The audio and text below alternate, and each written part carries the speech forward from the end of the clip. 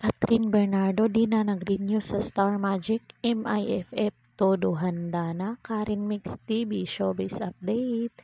Disclaimer, ang mga larawang ito ay hindi pag-aari ng uploader. Ito ay kinukuha sa karagdagang impormasyon. Credit to the owner.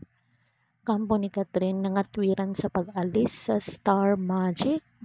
May mga kumakalat nga na kwentong hindi na raw siya magre-renew ng kontrata sa Star Magic pero nanatili pa rin daw si Catherine sa naturang talent management arm ng ABS-CBN ayon sa mga taong malapit sa kanyang Mami Min. Ang handler niya kasing si Miss Lulu Romero ay umalis na sa Star Magic kaya lalong napagdudahang susunod na rin si Catherine. Kahit wala na raw sa Star si Lulu, ito pa rin daw ang nakipag-negotiate sa inquiries para sa actress. Pero nasa Star Magic pa rin daw si Catherine. Gano'n naman pala. Parang si Jericho Rosales na matagal na rin daw wala na sa Star Magic at bumuo na siya ng sarili niyang team.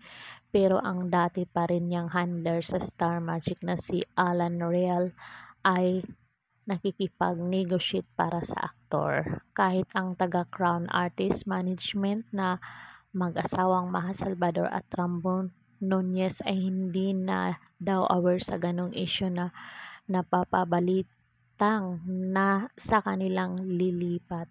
Samantalang MIFF, madugo ang preparasyon, puspusan na rin ang paghahanda ngayon sa Manila International Film Festival na nagsisimula na sa January 29 hanggang Feb 2 sa Los Angeles, California.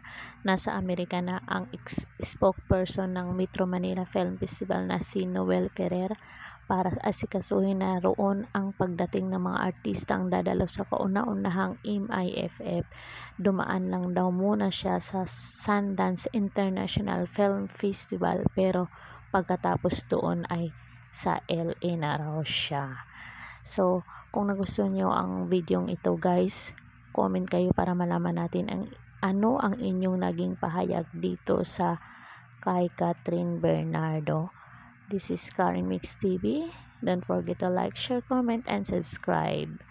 Hanggang sa muli. Thank you so much.